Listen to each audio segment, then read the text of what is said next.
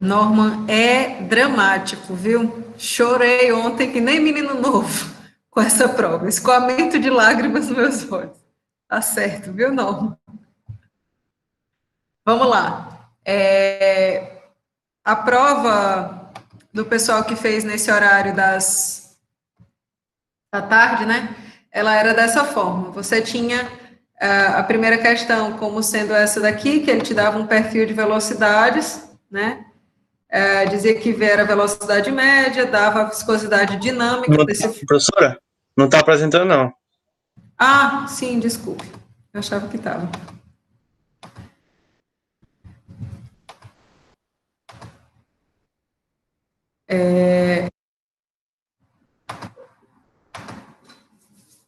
Então, era essa avaliação aqui, né? A gente tinha uma distribuição de velocidades entre essas duas placas, ele dava a equação do perfil de velocidade, dizia que qual que era a viscosidade dinâmica do fluido, qual que era esse valor aqui de V, qual que era o valor de H, cada Hzinho, pedia para vocês determinarem a tensão de cisalhamento na parede, né, e no plano central do canal. Então, na parede era quando Y fosse igual a H, e no plano central era quando Y fosse igual a zero, certo? Então, essa questão aí, a expectativa de resposta era de que vocês pegassem esse perfil de velocidades, certo? Calculassem a derivada dele.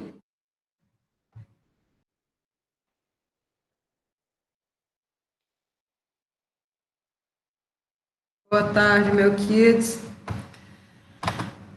Então, a ideia nessa primeira questão era que vocês pegassem o perfil de velocidades, calculassem a derivada deles.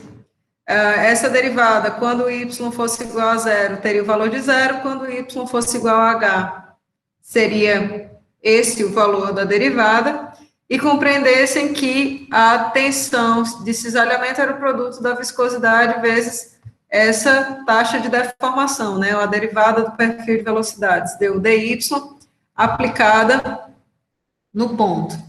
Então, quando y fosse igual a h, eu usava essa expressão para a derivada do perfil de velocidades e obtinha a expressão dessa maneira aqui.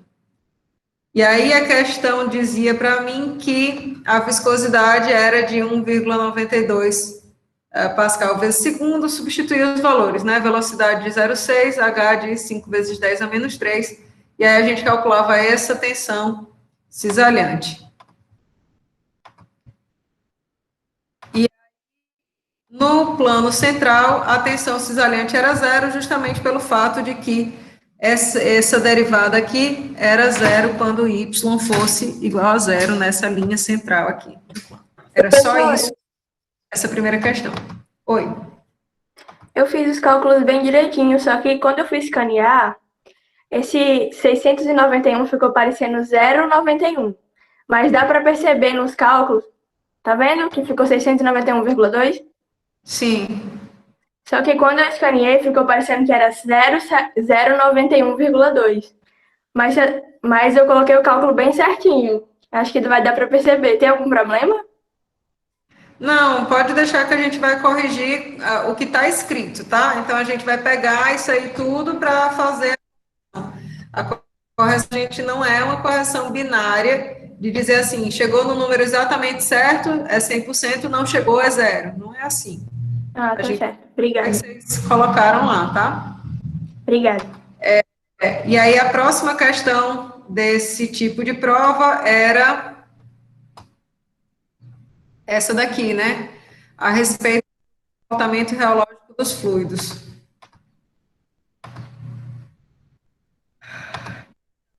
Nessa questão daqui, o que a gente tinha, né? Dizer quem era verdadeiro, quem era falso, né? Então, a primeira colocação era de que X era um gás, e aí a gente dizia que sim, X era um gás, porque a viscosidade, medida aí pela inclinação dessa reta, né, aumentava com o aumento da temperatura, caracterizando o comportamento de gases. Muita gente me pergunta, como que eu justifico uma coisa que é verdadeira, né? Então, tá aqui, como que justifica uma coisa que é verdadeira? Verdadeiro, X é um gás, por quê? Porque sua viscosidade aumenta com o aumento da temperatura, caracterizando o comportamento desse tipo de fluidos, certo? Na letra... Professora, desculpa, Oi. só um parêntese.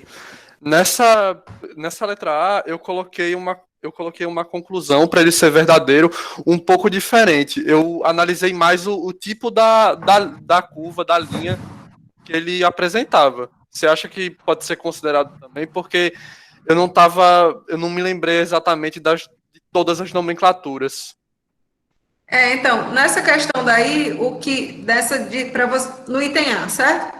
O que a gente esperava era que você avaliasse que, como ele, quando aumentou a temperatura, aumentou a viscosidade, ele tinha o comportamento de gás. Só isso. Pronto. Foi por aí, mais ou menos.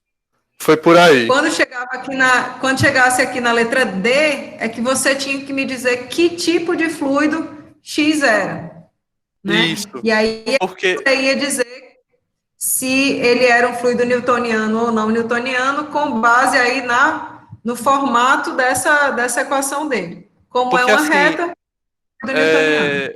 A maior diferença, eu acho que foi, ao invés de eu falar muito da questão, tem viscosidade e tal, eu usei mais os elementos do gráfico propriamente dito, sabe? Para concluir a minha resposta.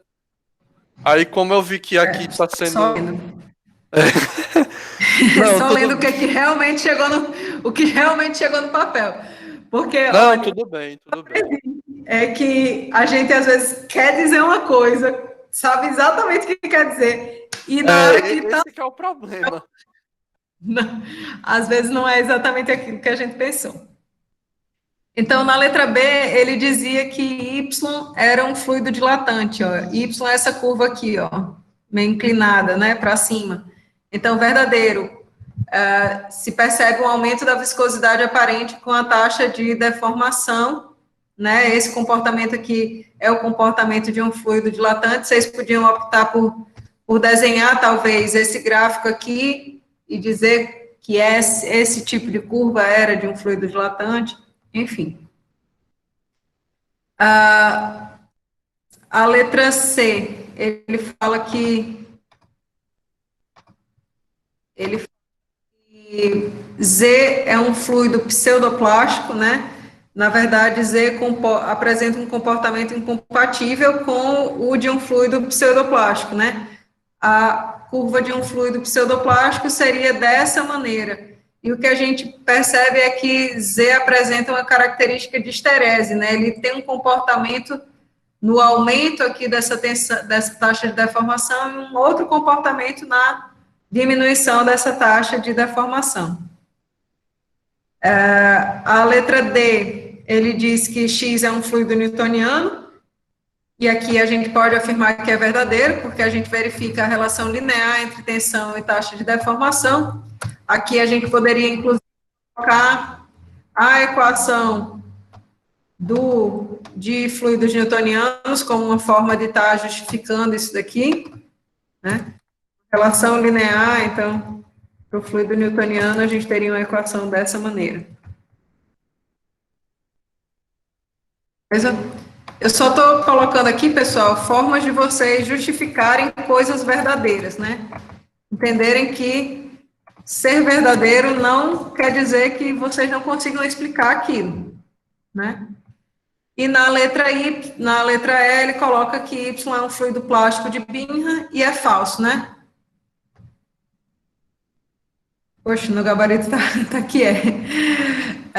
Mas a gente sabe que Y não é um fluido plástico de Bingham, ele é justamente um fluido dilatante, como a gente tinha colocado como verdadeiro na letra B.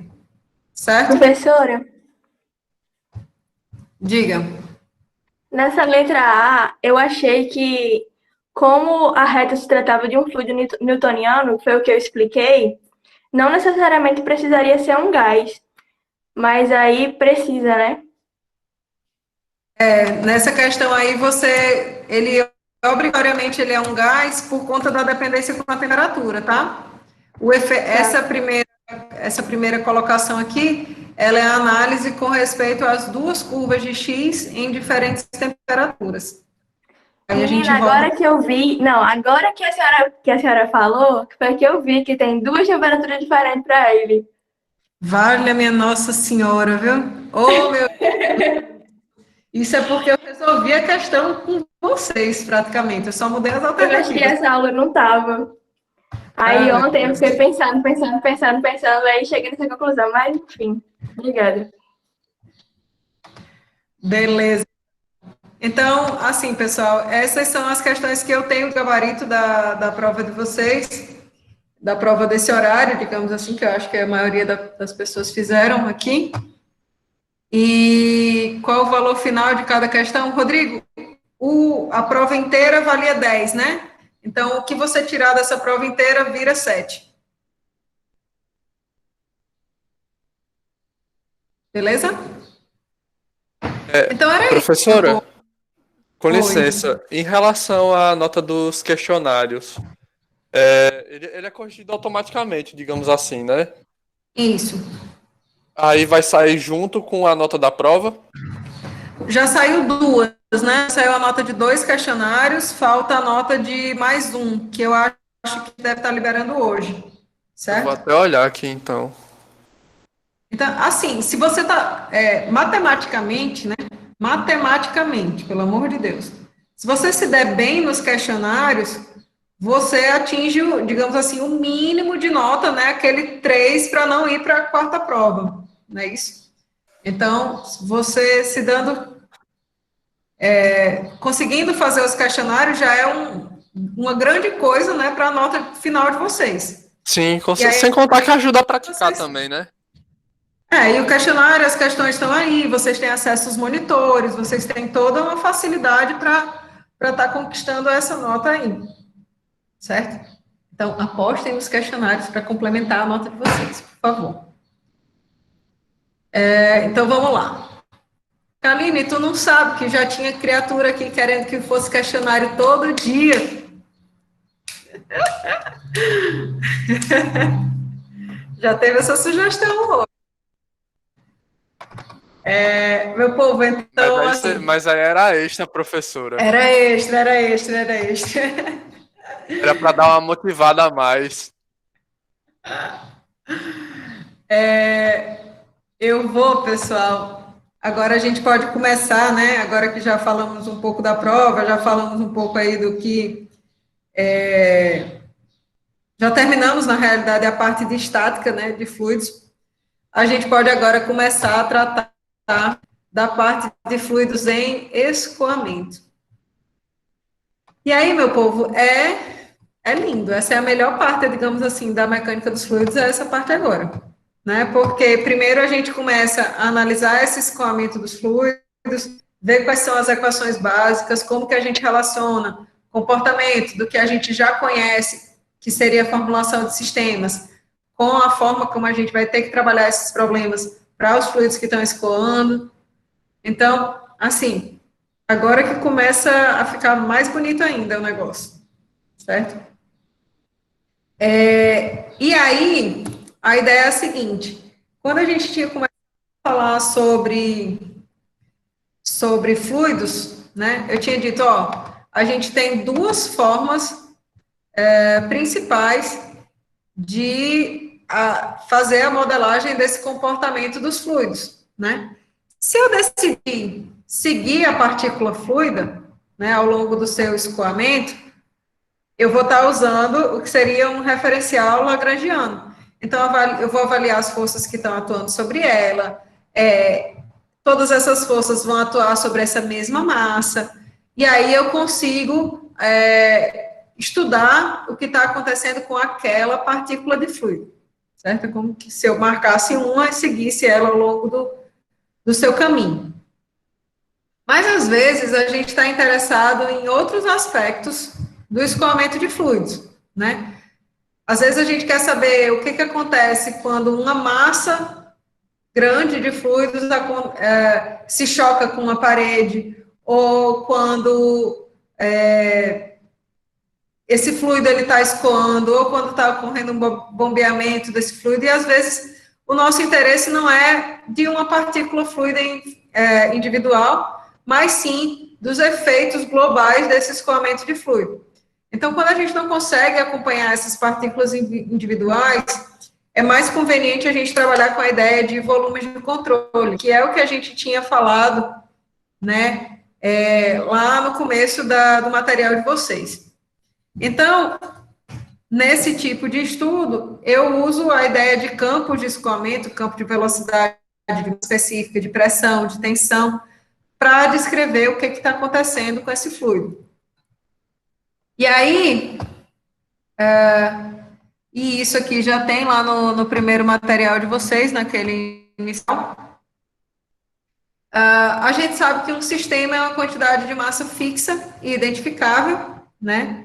E eu vou descrever tudo que acontece nesse sistema através de forças, né, momento, energia que é trocado com ele, né? E esse seria o método lagrangiano de descrição do escoamento de uma partícula fluida. Mas se eu opto pelo método euleriano, né, eu estudo uma região do espaço, um volume arbitrário, né?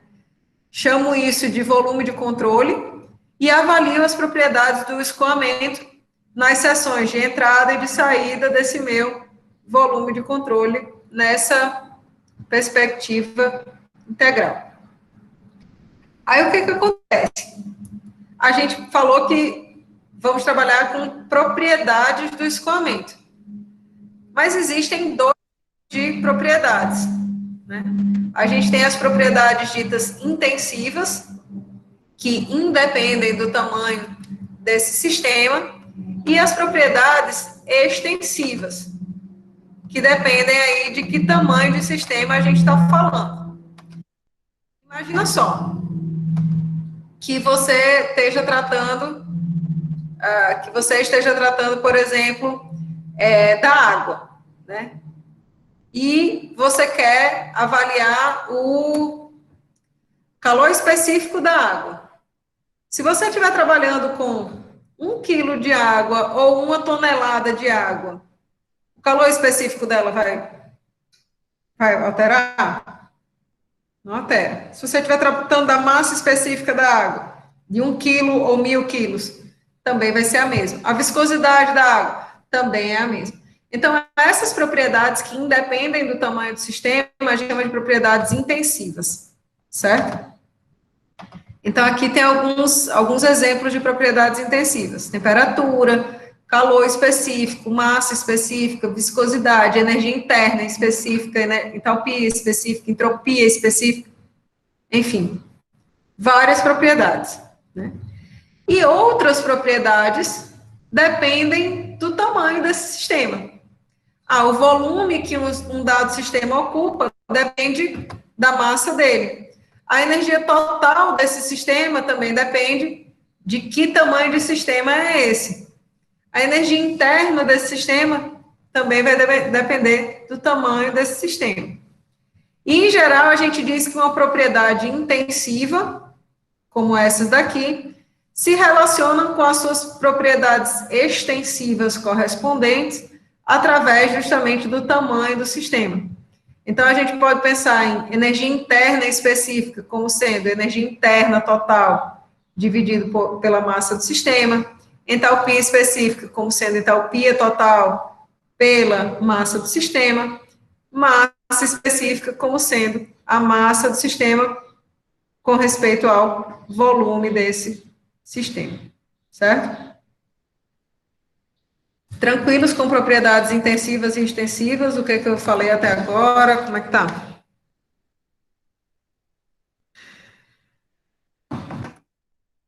Então, para a gente poder falar dessa dedução aí de o que seria essa adaptação que a gente vai precisar fazer da formulação anterior que vocês conheciam, que era a formulação de sistemas, para a formulação de volume de controle, a gente precisa resgatar essas duas ideias aqui.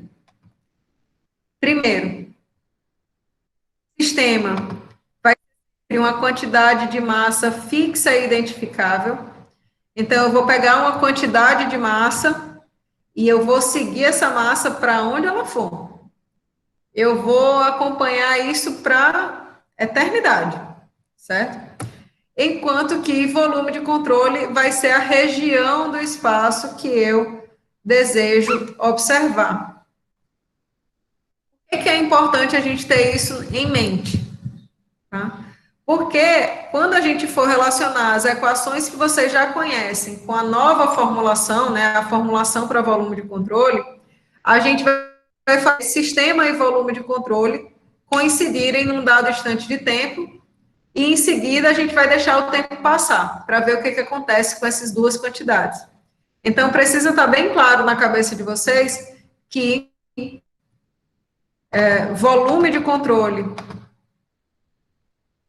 é uma região do espaço, né, que a gente opta por estudar, opta por analisar, enquanto que um sistema é uma quantidade de massa fixa e identificável, certo? Então, um é a região do espaço, o outro é a massa fixa e identificável de fluido, certo? Então, se a gente olhar essa figura aqui, por exemplo, ela traz para a gente um frasco, né, é o desodorante de Reynolds. E ele mostra para a gente justamente a diferença entre usar a abordagem de sistemas e usar a abordagem de volume de controle, né? Nesse item A aqui, quando ele aperta, né,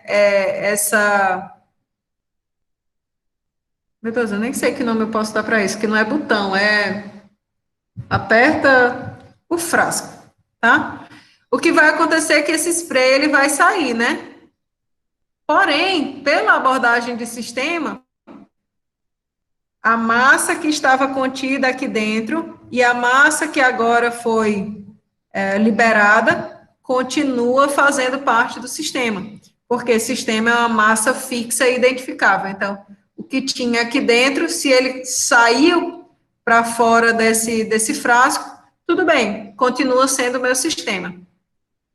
Já na abordagem de volume de controle, se eu estabelecer que o volume de controle é delimitado aí pela superfície aí desse frasco, na hora que apertar aqui essa válvula, né, o que vai acontecer é que o fluido que estava contido aqui vai atravessar a superfície de controle desse volume de controle. E mais nada, certo? Então, esse processo daqui, ele é um processo de descarga do volume de controle. Enquanto eu analisar essa mesma situação através da abordagem de sistema, pode ser entendida como um processo de expansão do sistema. Entenderam aí essa colocação, essa parte? Ficou dúvida? Viram que são coisas diferentes? Não, Eduarda, o volume de controle é só a região do espaço que você decidiu olhar, certo? Então, na figura A, a gente fala em acompanhar essa massa de fluido na hora que eu aperto a válvula, certo? Então, ele sai daqui do espaço, digamos assim, contido desse aerosol, desse desodorante aí. Na hora que ele sai, é simplesmente como se a massa que tivesse contida aqui tivesse ocupando mais espaço. Então, pela abordagem de sistemas, esse processo seria um processo de expansão, né? Ele está ocupando novos espaços do sistema. Enquanto que, se eu analisar isso daí sob a perspectiva de volume de controle, né? Se eu pegar aqui esse frasco e disser, olha, as fronteiras desse frasco são o meu volume de controle, e eu apertar lá a válvula, eu estou tirando massa de dentro desse meu volume de controle. Então, seria um processo de descarga de fluido. A região do espaço obrigatoriamente faz parte do sistema que eu escolhi? A gente fala, Eduarda, em escolher um volume de controle nessa abordagem que a gente vai tratar agora, certo? Então, é escolher a região do espaço que a gente vai trabalhar. Então, vou voltar aqui só um minutinho para a gente esclarecer essas duas definições que são importantes, certo? Sistema, qualquer sistema, ele é definido como uma quantidade de massa fixa e identificável. Então, aqui nessa figura, por exemplo, a gente tem um sistema formado por 0,18 kmol de metano e propano aqui, dentro desse volume aqui que é dado. Tem uma dada pressão, uma dada temperatura, certo? Isso aqui, toda essa massa de gás que está aqui dentro, corresponde ao sistema que se esteja estudando. Se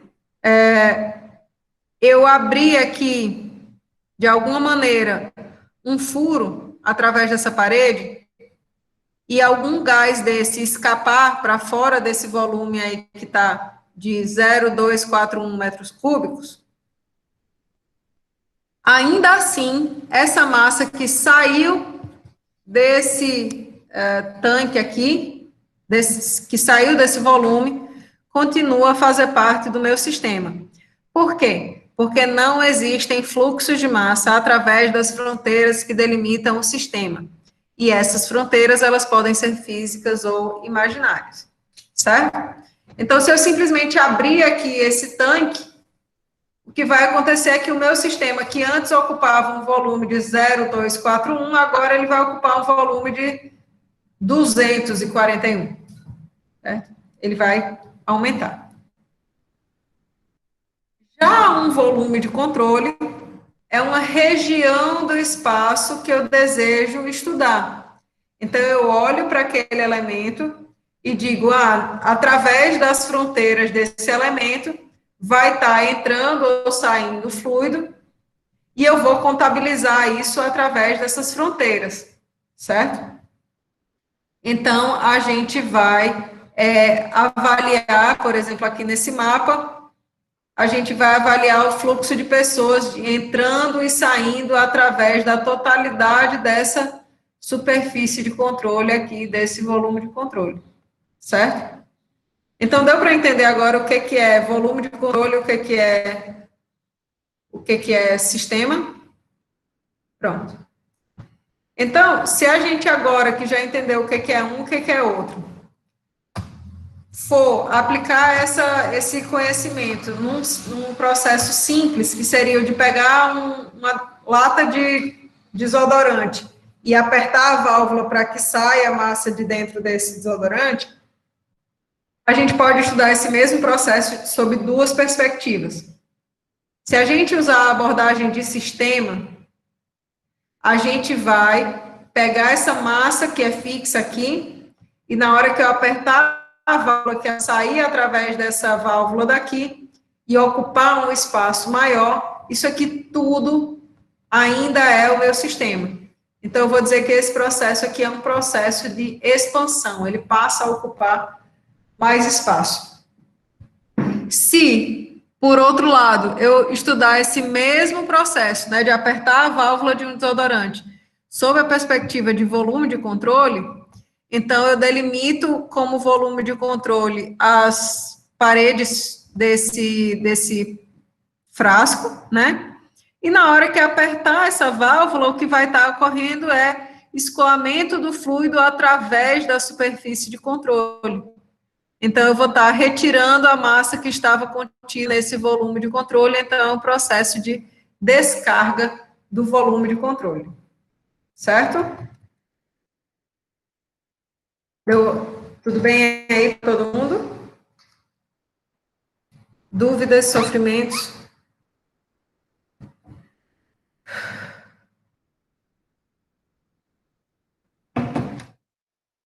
Então, o que acontece, né?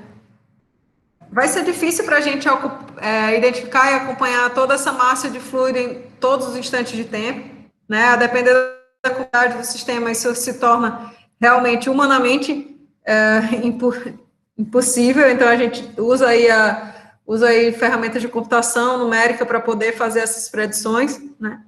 E geralmente a gente está interessado no movimento de uma quantidade de massa de fluido e o que esse movimento faz sobre algum equipamento, alguma estrutura, alguma coisa. Então, o que a gente vai precisar fazer é converter todos os princípios de conservação que vocês já conhecem, né, todas aquelas equações que já foram definidas para sistemas, para equações de conservação aplicadas a volumes de controle.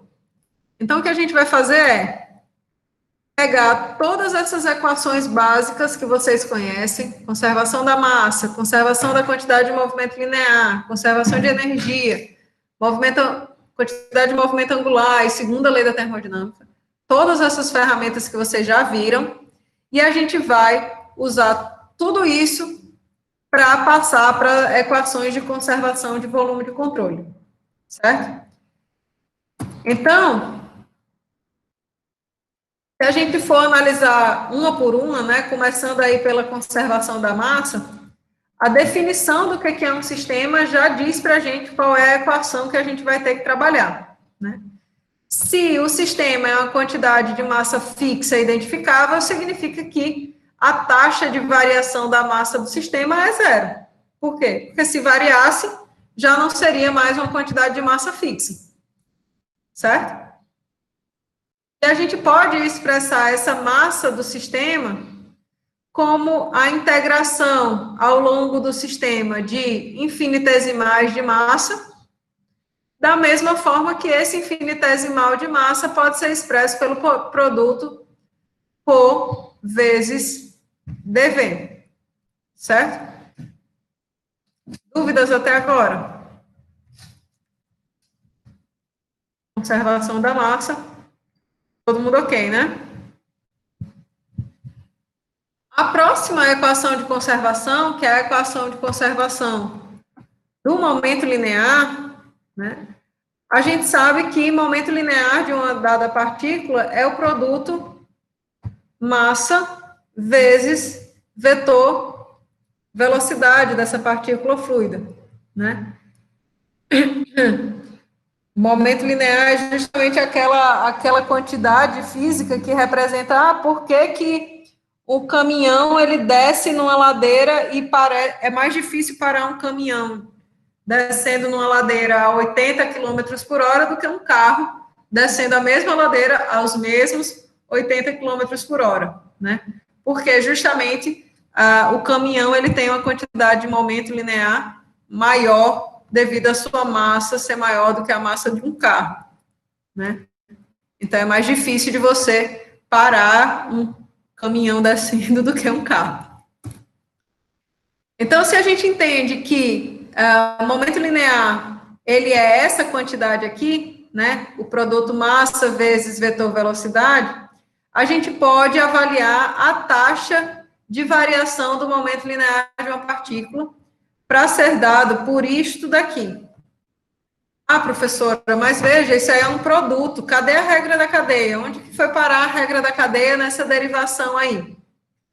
Se a gente considerar, né, a regra da cadeia, né, continuando essa derivação aqui desse produto MV, né, então, o primeiro vezes a derivada do segundo, mais o segundo, que seria a velocidade, vezes a derivada do primeiro com relação ao tempo, né? dm dt. Só que dm dt a gente já disse que é zero, não é isso? A taxa de variação da massa do sistema, ela é nula. Então, por isso que a taxa de variação do momento linear dessa partícula vai ser dado simplesmente pelo produto massa dv dt, certo? E aí, dv/dt a gente já sabe que é justamente a aceleração dessa partícula fluida, então a gente pode interpretar essa taxa de variação do momento linear como sendo justamente o somatório das forças que atuam sobre essa partícula fluida. Todo mundo entendeu o que eu fiz até agora? Digam aí se estão com dúvidas nessa parte de momento linear. Por favor, me respondam alguma coisa. Beleza. Show. Então, já que a gente agora entendeu que a taxa de variação do momento linear do sistema vai ser dado pelo somatório das forças, né? E que o próprio momento linear, ele é o produto massa vezes velocidade, então a gente pode escrever que a taxa de variação do momento do sistema é dada por somatório de forças, né? E que esse momento do sistema, ele é a integração ao longo de toda a massa do sistema da velocidade dessas partículas vezes o infinitesimal de massa correspondente a elas, certo?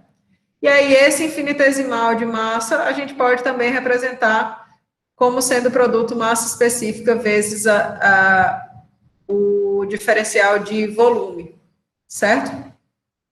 E aí, a gente pode realizar essa integração em todo o sistema. Beleza? Deixa eu só me conectar aqui à energia um momento, já que vamos falar de energia.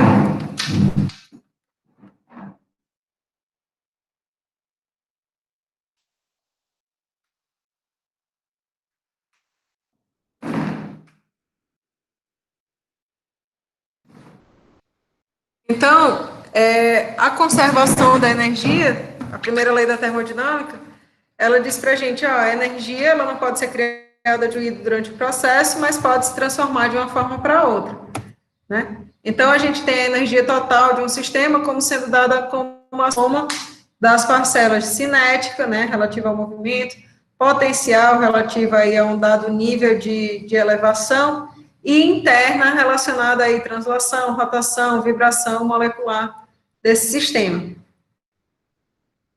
E aí a gente pode representar isso em termos de o que seria cada uma dessas energias, né? Cinética, potencial e interna. E se a gente dividir essa quantidade aqui da energia total pela massa do sistema, então a gente ia poder expressar isso aqui como um Ezinho, que seria somente V quadrado sobre 2, né, a parcela cinética, a parcela potencial, G vezes Z, e a parcela referente à energia interna específica, esse Uzinho, tá? E aí, quando se fala da primeira lei da termodinâmica, ele diz assim, ó, eu tenho um dado sistema, eu só altero a energia desse sistema através da realização de trabalho sobre ou pelo sistema, ou os fluxos ou através de fluxos de calor, certo? Então, a taxa de variação da energia desse sistema é dada justamente pela taxa de transferência de calor menos a quantidade de trabalho que está se realizando, certo? E aí, então, a gente pode expressar a energia, né, propriamente dita do sistema, como sendo a integral daquele Ezinho, pequenininho, vezes o dm ao longo de todo esse sistema, ou, novamente, esse dm eu posso estar expressando como sendo ρ vezes o dv, certo? Então, notem que a gente está fazendo, as equações, elas estão começando a ficar mais parecidas, né? Todas as equações que a gente apresentou até agora, elas representam a taxa de variação de alguma coisa do sistema, é igual a um termo daqui, e essa coisa do sistema, essa propriedade do sistema, eu estou representando toda a vida como alguma coisa vezes o infinitesimal de massa, alguma coisa vezes ρdv. Então, da mesma forma que a gente fez para a conservação do momento linear, a gente pode realizar análise para o momento angular. Então, o torque realizado sobre um dado sistema, ele é o produto vetorial entre a posição dessa partícula fluida e as forças resultantes que atuam sobre essa partícula fluida, e aí a gente viu que força resultante podia ser expresso como dPdt, né, taxa de variação do momento linear. E aí, se a gente definir, né, a quantidade de momento angular como sendo esse produto R vetor P, a gente consegue ver que a taxa de variação do momento angular representa justamente essa taxa, representa justamente o torque, né? Se eu pegar a taxa de variação disso daqui, eu tenho justamente o torque que está atuando sobre esse sistema, né? E aí, então, a gente pode dizer, o momento angular do sistema é o produto R vetor V vezes um infinitesimal de massa. Por que R vetor V, né? Porque o V não está aqui contido no momento linear, momento linear não é mv, produto massa, vezes vetor velocidade. Então, a gente pode expressar isso dessa maneira. E aí, esse infinitesimal de massa também pode ser colocado como sendo produto ρ dv. Última equação de conservação aí que vocês já trazem da vida de vocês, né? Equação da segunda lei da termodinâmica. Então, a gente sabe que existem irreversibilidades nos processos de transferência de calor, certo? E todos os processos cuja taxa de variação de entropia for maior do que aquele relativo à quantidade de calor que é trocada a uma dada temperatura num processo reversível, então essa taxa de variação da entropia ela vai ser positiva, né? Então, ds dt, ela é igual a Q sobre T, quando o processo é um processo reversível, mas em todos os processos que têm irreversibilidades, a gente gera, né, um aumento no grau de desordem, então, a taxa de variação da entropia é sempre maior do que zero. Maior do que essa quantidade aqui, Q sobre T, certo? E a variável, a propriedade entropia, ela também pode ser expressa como a entropia específica vezes um dm, e aí, novamente, também pode ser expressa como o produto entropia específica ρ dv, certo? Por que a gente fez tudo isso, né? Como vocês podem ver, todas essas nossas quantidades aqui... Ai, ficou faltando a massa nessa tabela. Mas todas essas quantidades aqui, elas representam o que a gente chama de propriedades extensivas, ou propriedades que dependem da massa, do tamanho desse sistema. Então, o momento linear representa o produto da massa desse sistema vezes a velocidade. Momento angular, produto vetorial, posição, velocidade, vezes a massa desse sistema. E assim, sucessivamente, a gente pode fazer para a energia e para a entropia, certo? Então, em linhas gerais, eu posso expressar uma propriedade extensiva M do meu sistema como sendo a integral de uma propriedade intensiva eta correspondente vezes um dm. Ou esse dm também posso expressar como produto ρ vezes dv.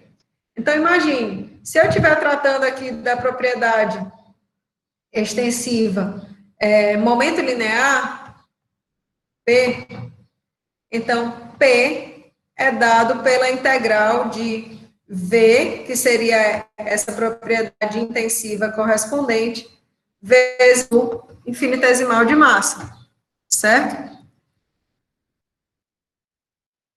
Repete qual parte, Eduarda? Essa parte agora da segunda lei?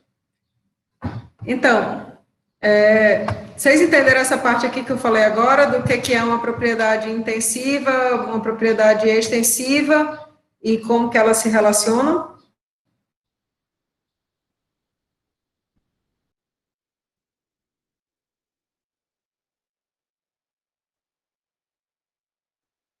Deixa eu colocar aqui.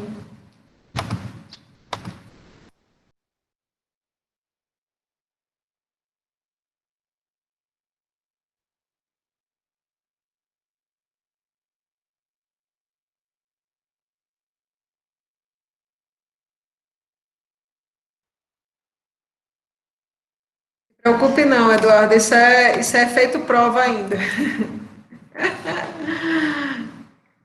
A pessoa fica muito cansada, ontem foi um dia muito puxado, né? Então, olha só, eu vou te dizer, Eduardo, para você não se preocupar com essa equação da segunda lei da termodinâmica, certo? A única coisa importante para a gente retirar dessa segunda lei da termodinâmica é a informação de que ela traz para a gente que a taxa de variação da propriedade entropia vale uma dada coisa, né, que seria esse fluxo de calor sobre uma dada temperatura, né, e que a entropia do sistema eu também posso representar como SdM ou S-ρdV, certo? Então, por que isso é importante para a gente? Porque quando a gente analisa todas essas equações e como a gente apresentou elas, a gente consegue ver que todas elas são expressas na forma de, vou voltar aqui para a conservação da massa, de taxa de variação de alguma coisa do sistema, certo? Taxa de variação de alguma coisa do sistema sendo igual a alguma coisa, certo? Taxa de variação de energia, né? Uma outra propriedade do sistema. Então, todas essas equações, elas podem ser representadas na forma de taxas de variação de propriedades do sistema. Propriedades essas sendo propriedades extensivas, certo? Quando a gente expressa essas propriedades extensivas aqui, em termos do tamanho desse sistema, ou da massa desse sistema, a gente tem a representação das propriedades intensivas correspondentes. Então, a massa é uma propriedade extensiva, cuja propriedade intensiva, né, massa dividido pela massa do sistema, vale 1. Momento linear vale o produto massa-velocidade. Então, a propriedade intensiva correspondente ao momento linear é somente velocidade. Energia. A energia total do sistema é o produto massa vezes energia específica. Então, a propriedade intensiva, energia específica, está relacionada com a extensiva, energia. Certo? Por que a gente falou isso tudo? Porque todas essas equações, elas foram desenvolvidas para um sistema nos quais não existem fluxos de massa através das fronteiras, né? Mas pode existir uma troca de energia na forma de calor e trabalho.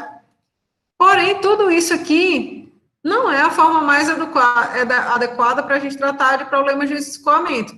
Por quê? Porque justamente o sistema delimita a massa, né, como sendo aquela quantidade fixa. Então, o chamado teorema de transporte de Reynolds, ele faz a unificação das equações que foram formuladas para o sistema com as equações formuladas, né, com o que a gente precisa que seja formulado para os volumes de controle. Então, com o teorema de transporte de Reynolds, eu consigo unificar a formulação de sistema com a formulação de volume de controle. E aí eu posso converter a forma de observar o problema, que inicialmente era lagrangiana, né? Então eu tinha que acompanhar aquela massa, aquela partícula fluida lá, para uma forma euleriana, certo?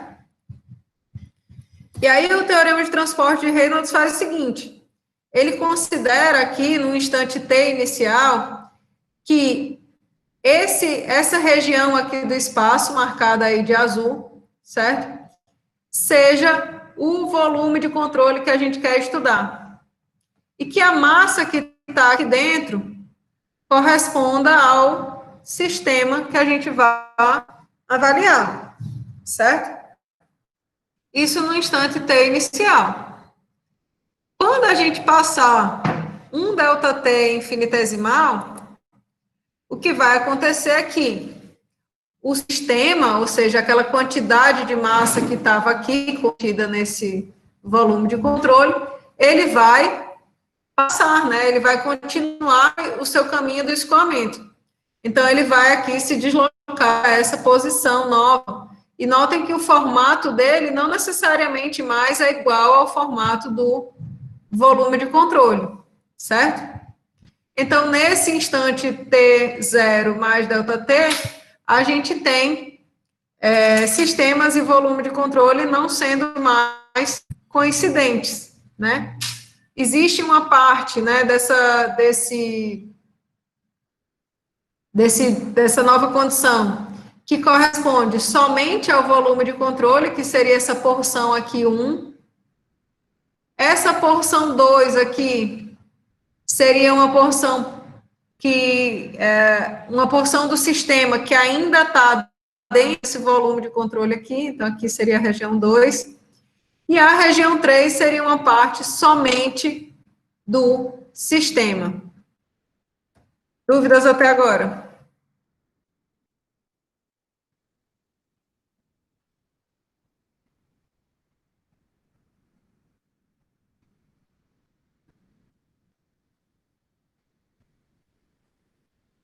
Beleza. Então, o que a gente vai fazer é estudar se existe uma forma de avaliar como as propriedades do sistema, uma propriedade qualquer do sistema, seja massa, momento angular, energia, qualquer coisa, ela varia nesse intervalo de tempo, ΔT, quando esse intervalo tende a zero, né? Quando ele é um intervalo realmente infinitesimal.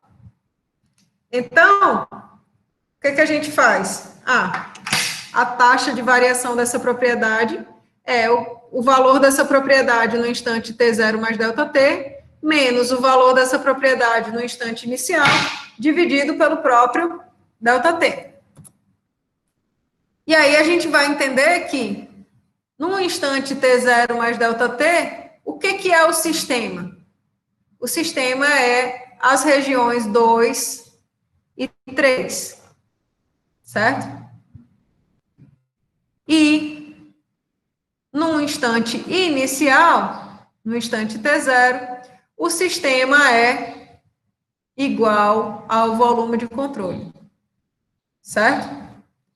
Então, essa expressão aqui do que representa o sistema no instante T0 mais ΔT, ou seja, nessa condição aqui, a gente pode... O sistema é dado por volume de controle, menos essa região 1, mais essa região 3 aqui, certo? Então, a gente vai substituir essas informações na nossa expressão para a taxa de variação da propriedade do sistema. Então, quem é o sistema no instante posterior? É esse termo aqui, e o sistema no instante inicial é esse termo aqui. Quando a gente fizer isso, a gente vai ficar com essa bagaceira aqui todinha. E aí você diz, ótimo, não quero mais saber de mecânica dos fluidos, vou-me embora agora, tchau. Só que vocês não vão fazer isso, tá? Por quê? Porque tudo vai dar certo. É só ter um pouquinho de paciência, que vai tudo chegar no canto que é para chegar. Não, não vá-se embora não, Fran, pelo amor de Deus.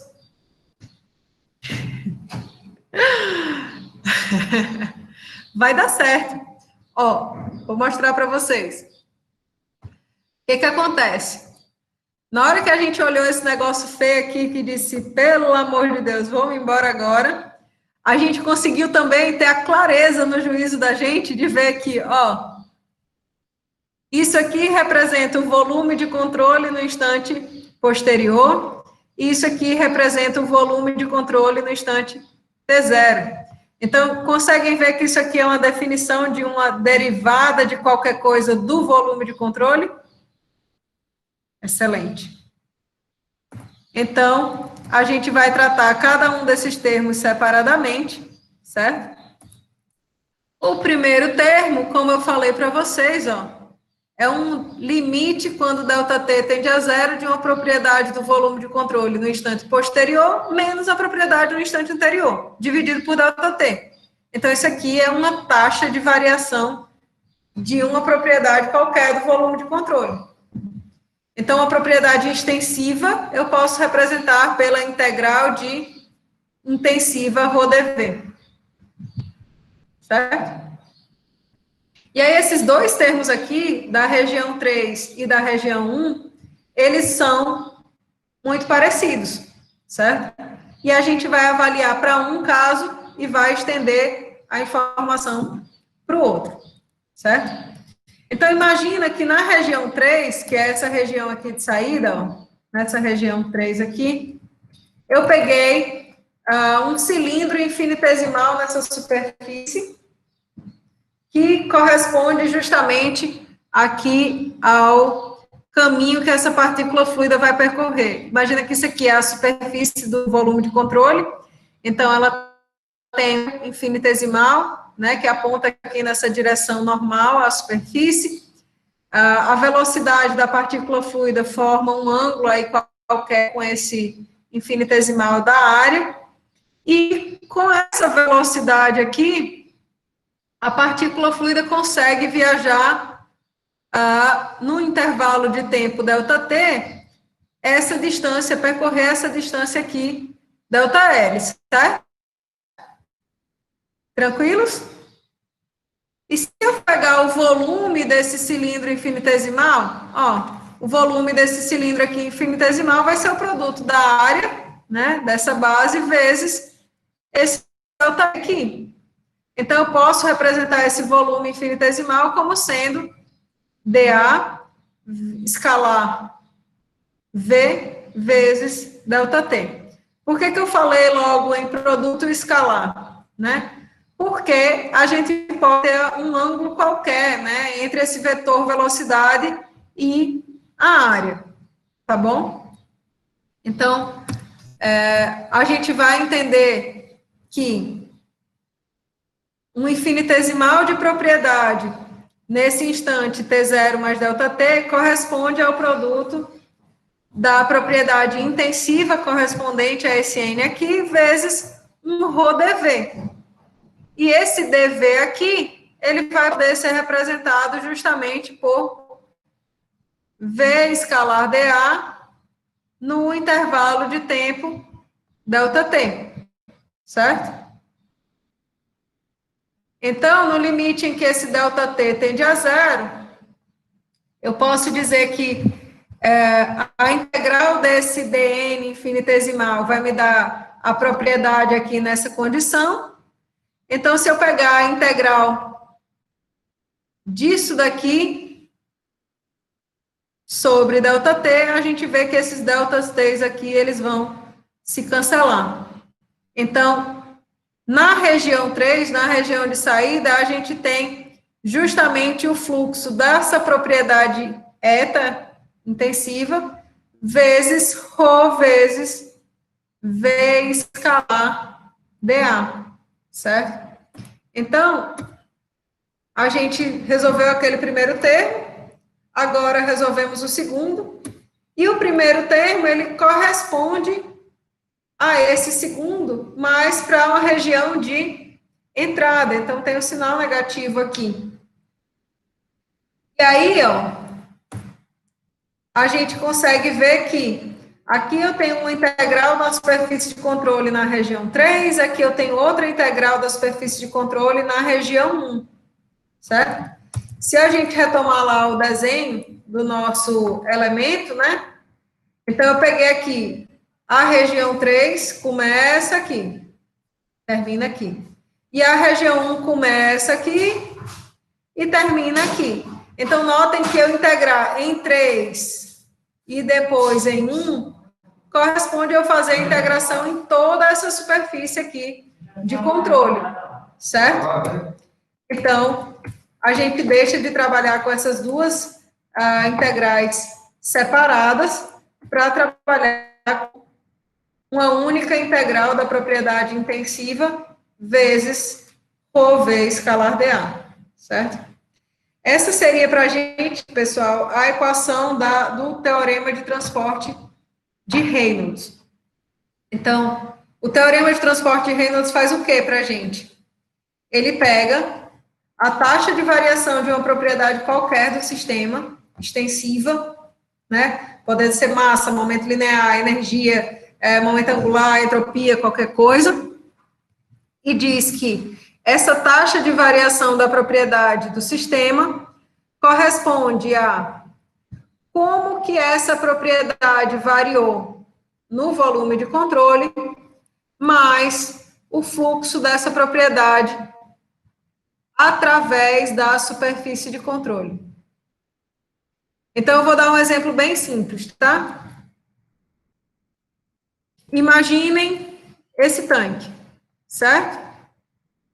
Esse tanque daqui, a gente pode estudar ele na perspectiva de conservação da massa.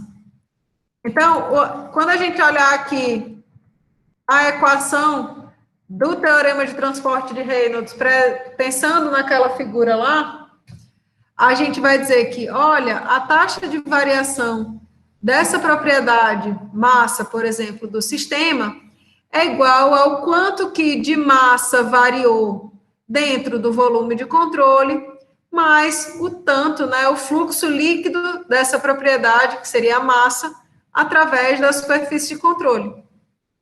Certo? Então, na aula que vem, eu começo a falar de vocês sobre essa parte só de conservação de massa e aplicação do teorema de transporte de Reynolds para algumas equações, né? Conservação de massa linear e energia. Vão ser, acho que a gente vai fazer uma em cada dia.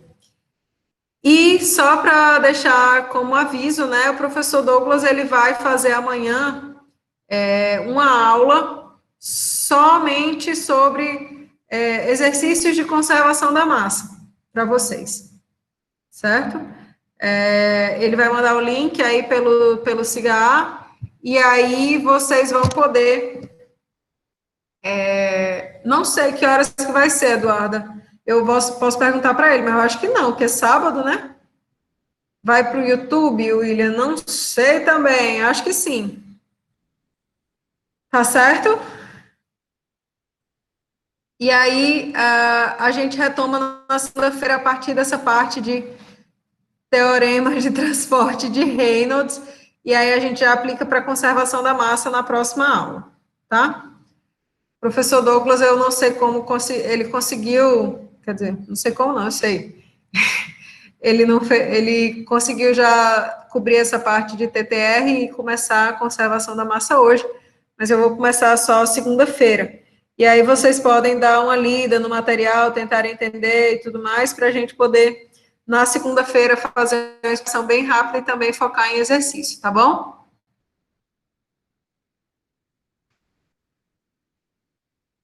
Ok, valeu, pessoal. Boa tarde para vocês, viu? Valeu.